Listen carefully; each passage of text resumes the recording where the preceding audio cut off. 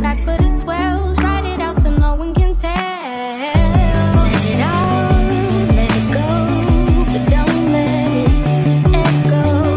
Say it loud, whisper it low, but don't let it echo. Tell them how you're feeling when you feel it. Just don't let the feedback spin round and round. Let it out or let it go, but don't let it echo. Conversations play on rotation. Need a vacation from my thoughts racing. Find somewhere that my tongue isn't tied. Someplace I can slow down the time. Breathe and just sit back and unwind.